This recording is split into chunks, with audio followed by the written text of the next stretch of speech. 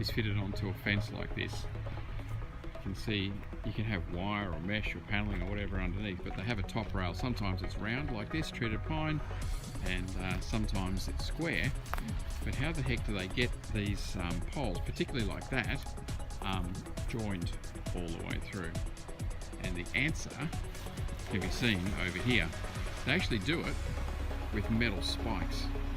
You can see this one here, it's mounted into the corner post down there, but then here there's a metal spike, you can see it there. I drill a hole through this post right through here and drill a bit of a pilot hole in here, and then actually, while they're holding the pole up, drive this metal stake in, this metal spike in right the way through the post and hold it in place. And then when they bring the next one up, what they'll do, they'll drill a hole in here again, and then they'll bang a metal spike in this way this time. You get these in all sorts of different lengths.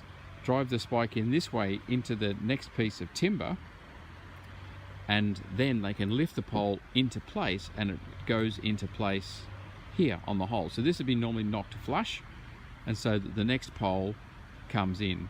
Of course, if you've got a long enough spike, you can actually leave this out. It needs to be more than that. If it was sticking out here, you could then drill a hole in the center of the next pole, put it on, and then move on to your next pole up here. They've done the same. There's been no pole mounted on this one. Or actually, truth be known, you know what, because those spikes are too short, that's why that pole has actually fallen down.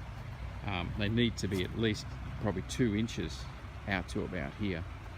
So it can be done either, depending on the length of the stakes, you can do it with either 2 stakes, like I described, or you can do it with 1 and only knock it in that far so it can hold both. But it's a matter of doing it in progression.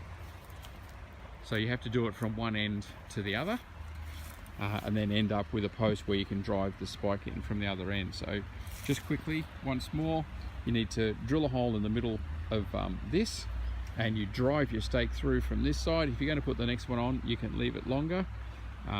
That's one method if your stakes are long enough.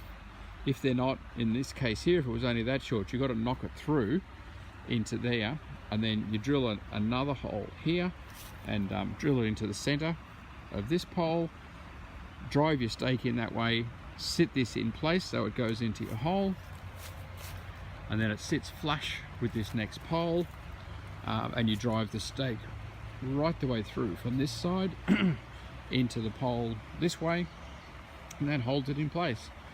And that's how you do your top rails.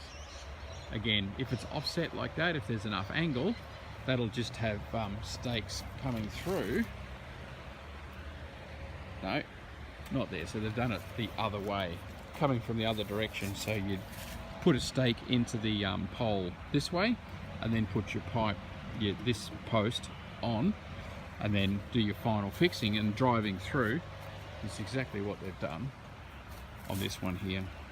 So if you ever wondered how they hold up those great big heavy top rails, there you go.